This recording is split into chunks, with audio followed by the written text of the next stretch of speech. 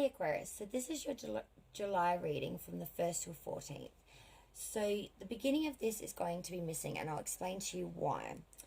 Now, I just did the reading for Libra and 3 cards came out in set positions 5, 6 and 7.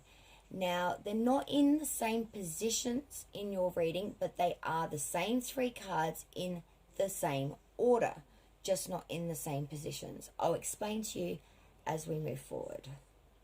Why is this not recording? Oh, it is. All right. So with your first card, with the woman, so she stands for, and she can stand for elegance and material possessions, but she can also stand for a woman. So if you're a mother, or your mother perhaps, or a mother such as grandparent that may or may not have passed on, she usually stands for someone that's sort of very elegant and is very wise. So she sort of can represent you or someone in generations past. In your second card, which is card 3, days 3 and 4 for your reading, you got the whip. So the whip basically stands for strife, quarrels or punishment, or underlying issues such as that. Third card, which is days 5 and 6, you got the coffin. So the coffin usually means the death of a situation and or possible illness. It's not entirely a negative card, however.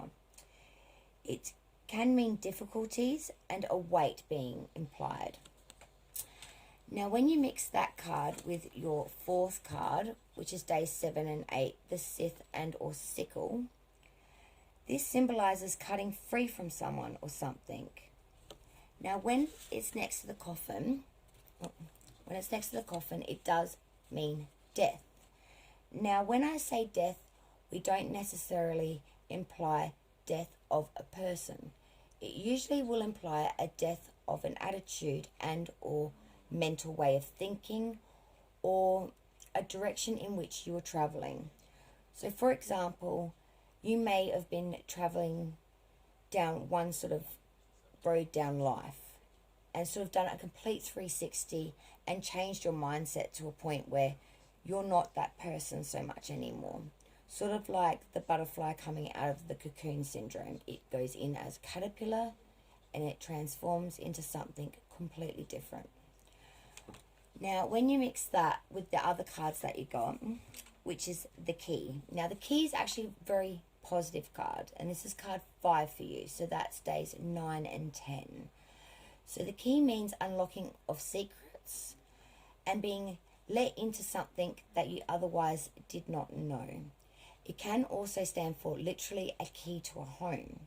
So this could mean you're literally getting the key to unlocking the door, not only in secret wise, but in literal terms. So maybe new home, or going sort of into a partnership in a home and getting keys to that property. The next card you got, which is card 6, which is the Tower. Now, the Tower is an extremely powerful card. It does stand for long life or something from the past, such as an older person. It's regarded as an occult card because it is such a powerful card. But it usually means that someone from the past, someone that you regarded as very strong, very wise, someone that you looked up to and showed immense respect for, coming through, whether living or past. Now, the fish card is actually a really, really good card. Now, it usually stands for fortune and or money. It also can stand for dreams. Now, next to the Tower card, which, as I said, is quite a powerful card and can mean sort of attachments to older people and or past people, including those that are no longer with us now, mixed with the fish card, which means dreams. You could be dreaming about people that have actually passed, and maybe in your own way connecting with them on a level that's sort of not here and now, sort of your own time and speaking. Maybe the person that's passed is an elegant woman, maybe a grandparent and or great-grandparent, some sort of lineage to a woman that you may have respected.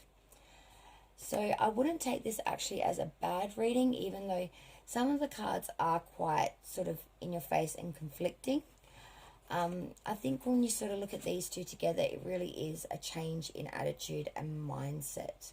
So maybe you've not been a big believer in sort of the occult or people passing before. Maybe you've been very set in your mind frame that here is now and there is nothing else. And maybe your dreams are telling you something else, which is opening your mind to a different pathway, that maybe there is more to life than what we can see on this plane. So I hope that does help you, Aquarius. That's sort of what I get from it. There's a lot of positive, I think, to take from that reading rather than the negative. So see what you think and let me know. Okay?